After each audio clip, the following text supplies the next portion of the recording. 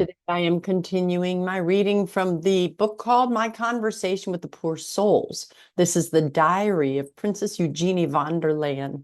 And hers is laid out in a very diary-like way. And she names certain people, and I will continue today to read about three separate people that continue to appear to her. And if you are liking what you're hearing, there are people around the world that have no access to these books, which is why I'm reading them. I was surprised to find out that some people in countries in Europe and Africa couldn't get books. So I'm honored to read them, but make sure that you're not just hearing them, you're liking, sharing with friends, and subscribe also to my channel and consider donating when you're able to do so, because that's the only income I get that keeps me doing what I do. And we just want to win 1 million souls for Christ. And the more we share this, the more souls we can together get out of purgatory. So click in the link below if you'd like to help. Today I start with The Woman in the Chicken Yard, May 28th, 1923. I saw a woman searching in a pile of brushwood in the chicken yard. I thought it was a beggar and approached her. She then took a few steps toward me and suddenly melted away into nothing. In the afternoon, a man with a bundle came towards us at the pond. It looked like a hoarder. A few steps in front of me, he suddenly disappeared. Saw the two women kneeling again in church the other day. Then a real woman came into the same pew. There was a little space. I could clearly observe that the two figures were like veils and did not take up space. May 29th, the woman was back in the chicken yard, but only very briefly. The next chapter is titled Close to Salvation, but she continues, and it's the next day. May 30th, I helped the nurses arrange the flowers at the hospital. When I was alone, Benedict, and Benedict used to belong to the servants. He was a porter in the castle. When I was alone, Benedict came in and stood next to me. I said, Benedict, do you have to suffer a lot? Then he shook his head, and I asked, are you in heaven soon? And he nodded affirmatively. So I asked, are you always around there? Another nod. Looked as comfortable as in real life in his blue apron and shirt sleeves. Watched me, then he walked out the door to the house and was gone. Thank God the housekeeper doesn't come anymore, and I can sleep again. May 31st. During the Corpus Christi procession, when we were kneeling at the altar at the Fisher Carpenter house, Carpenter Michel suddenly came out of the front door. He looked very different from the way I used to see him. Had something so clear about him and joyful eyes. He was wrapped in a white cloth and stood right in front of me during the gospel. I can't understand why the others didn't notice. He stayed almost to the end, then walked out into the crowd, nodding at me. June 4th. Saw the woman in the chicken yard again. She looks very sad. It's pretty noisy for me at night, but I can't see anything. There are kicks and then the floor and the furniture crack. I usually prefer to see something. On June 7th, she writes, I saw the woman in the chicken yard again. She fixed me with burning eyes. Never saw her so clearly. You can't talk to her. The noise at night goes away at intervals, not all night. 4 days later, she starts talking about the murdered shepherd Fritz. June 11th, 1923. On waking, a long gray figure was bending over me, all in the fog. I can't tell if it's male or female, but unlikable. I'm very scared. The noise has stopped. June 14th. The phantom was already in the room when I wanted to go to sleep. I then said my evening prayers out loud, and it came very close to me. If it didn't have arms, it would be more like a walking log. It stayed maybe 20 minutes, but then came back at 4 a.m. June 16th. It was very bad. It shook my shoulder. It's an awful moment. I gave him a shove and said, "You mustn't touch me," whereupon it retreated into a corner. I didn't feel a body when I hit it. It was like such a warm, damp cloth. I don't think I could stand such a shock more often. June 18th. The horrible thing again. It wanted to clutch my neck. I prayed in my fear and picked up the particle of the cross. Then it stayed long and tall in front of me. There were no answers to questions. Then it went out the door, which it left open. June 19th. I can see now that it's a man. I was only there for a short time. I also saw the women in the church again. They seemed to be from another century. I asked them if they might have stolen candles, but they didn't answer. June 21st. That horrid man was there for more than an hour in the night, constantly pacing back and forth. He has shaggy black hair and hideous eyes. I also saw the woman sitting in the chicken yard. She's getting friendlier, but doesn't answer. I looked at them from the chicken coop for a long time and saw something strange. A cat was coming towards them. Suddenly, she made a frightened leap to the side. So she had noticed the woman. I'm very happy that at least one cat is watching with me. And they have an asterisk here now, and they explain it this way. It is a fact that animals showed fear of places where mortal apparitions were found. The clearly established apparition in a parsonage is famous, where the dog avoided the top of a staircase on which an apparition had been seen several times. Otherwise, the dog would follow his master everywhere. Then there's also a translator's note here. And it said, in AF, where I was a parish priest for 22 years, noises were heard in the afternoon and at night. Only for a few short periods of time they ceased. One afternoon, I was in the kitchen with my nephew and two cats that were sleeping on the oven heater. It was about 9:30. There was a noise outside, and then the kitchen door handle shook very hard. The two animals, almost flying, went very frightened towards the attic. Outside, there was nothing. It was no imagination. The American parapsychologist Robert Morris experimented with animals, a dog, a cat, a rattlesnake, and a rat, by putting them in a haunted house, right in the room where a homicide had been committed. As reported, the dog growled and left there, and it was impossible to convince him to go back in. The cat, in his turn, bristled his hair, and out of sheer fear, he nailed his nails to his master, who was carrying him in her arms, while he looked at a specific point. As for the rattlesnake, he adopted an attack stance aimed at the same part of the room that the cat had been looking at. Finally, only the rat was totally indifferent to that room. The translator continues. Maria Simick, the mystic who saw the purgative souls, was asked, "Are animals sensitive to the presence of the holy souls in purgatory?" To which Maria replied, "Yes, especially horses, dogs, and chickens. I know of many cases in which horses clearly refused to pass in front of buildings where it was later discovered that the souls were demonstrating to attract attention, in order to intercede for them." And for his part, Father Gabriel Amorth, an exorcist from Rome, says that in a place with alleged manifestations of spirits, the behavior of domestic animals is important.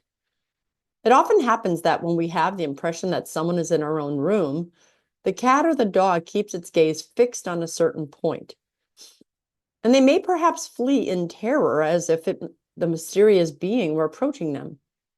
I could narrate many interesting cases, but for the moment, it's enough for me to say that, in my opinion, animals do not see anything in particular, but rather have a greater sensitivity than man to notice an eventual presence. The Bible, by the way, narrates the case of a donkey that was able to see a spiritual presence, but it was not terrifying, but an angel. It is narrated in the book of Numbers. Balaam had been entrusted by the king of Moab with the task of cursing the Israelites. Balaam mounted his donkey to do the job, but an angel got in the way to hinder him, and the animal did not advance and left the road despite the blows that his master gave him. Finally, the donkey speaks to Balaam, and God opens Balaam's eyes, allowing him to see the angel. So those are all the narrated notes, but I'm going to continue on the shepherd, murdered shepherd. June 22nd. The man was with me from 1 o'clock until after 5 o'clock. It was very bad. He repeatedly leaned over me and sat on my bed. I really cried out of fear, then prayed the hours to avoid seeing him. Then he was pacing again, groaning disgustingly. He looks more familiar to me now, but I can't find who it is yet.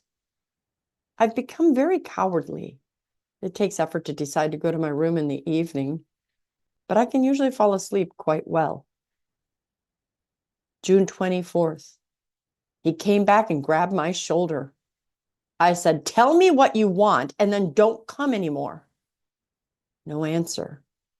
I walked across the room a few more times and then he was gone. But I had completely lost my calm. At 6 o'clock in the morning, he came back. By day, he looks even more hideous. He seems disgusting. Belongs to the slovenliest category of ghosts that have come. I said, "Do not disturb me. I want to prepare for Holy Communion." Then he came very close to me and raised his hands imploringly. I felt so sorry for him that I promised him a lot. Then I said, "Can't you talk?" At which point he shook his head. "Do you suffer a lot?" And he groaned horribly. I gave him lots of holy water, and then he was gone. 3 days later, on June 27th, he was back that night. Looks familiar, racking my brain so it could be. He is very unsympathetic.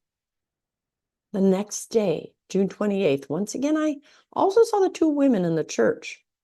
And on June 29th, he was back in the room when I went to sleep. It could be the murdered shepherd Fritz. I asked him right away, but he didn't respond. I prayed with him, and he stared at me so badly that I was really scared. I asked him to leave, and then he really did. June 30th, he came very briefly. His moans woke me up. July 1st, again. I really think it's Shepherd Fritz. But his face is so black that I have a hard time recognizing him. But figure, nose, and eyes are all he. I've seen him so much in life. July 2nd, he came back. Didn't look so shaggy anymore and didn't stay long. I addressed him as Schaefer Fritz, which it seems came naturally to him. On July 3rd, he came very briefly. I asked, "Are you the murdered shepherd Fritz?" Then he said clearly, "Yes." July 4th, he came to me in the morning, looked at me sadly, and soon left. Also didn't answer anything. On July 5th, it struck me how everything is clearer about him. He made the sign of the cross while praying. On July 6th, I'm quite happy because he can talk now. I asked him, "Why do you always come to me?" And he said, "Because you always prayed for me." And she puts in parentheses, "That's right, because I've always felt sorry for the poor fellow. He always looked so peculiar, even as a boy." I asked, "What saved you?" And he said, "Insight and repentance." So I said, "Didn't you die right away?" And he said, "No." I asked, "Will you be released soon?" He said, "Not for a long time." Then I gave him permission to keep coming to me if it makes him feel good. How striking it is that a man who is so crude in life, when separated from his body, speaks like this.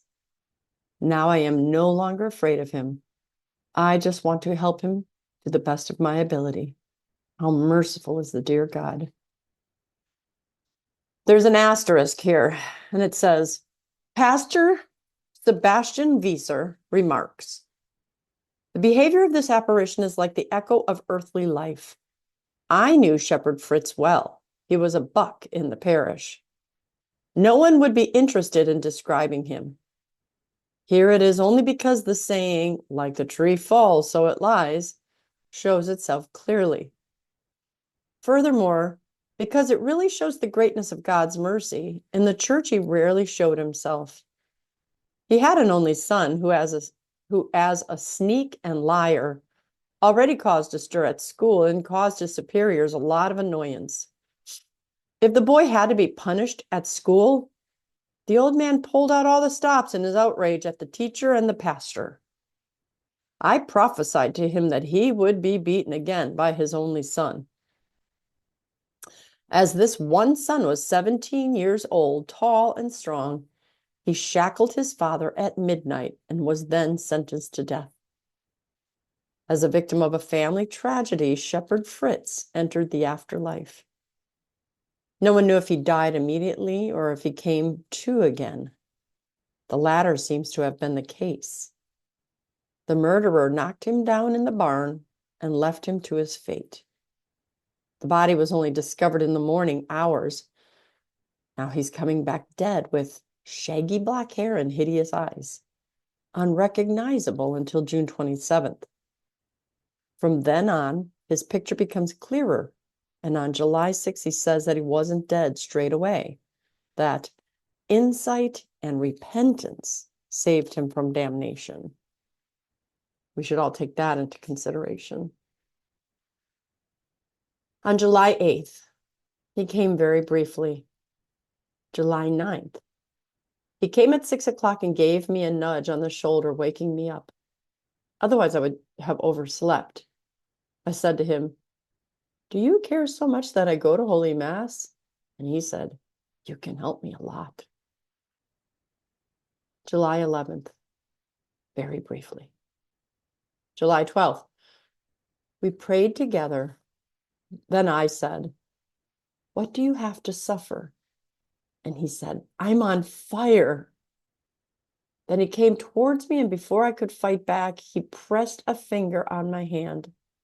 I was so scared and it hurt so bad, I screamed. Now I have a red spot that will hopefully go away soon.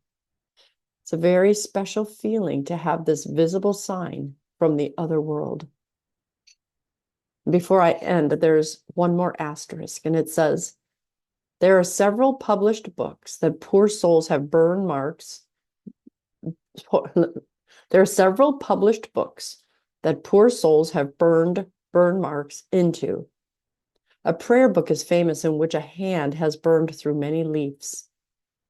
Pastor Sebastian Wieser remarks, on July 12th, he says, "I'm on fire," presses a finger on the princess's hand and leaves behind a red burn mark that I saw myself.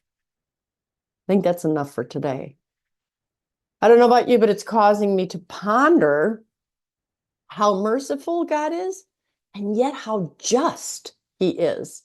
I had a lovely argument in the true sense of the word, not any yelling, with someone just explaining, it was a Protestant gentleman, how God is only seen as merciful, yet he has to be just.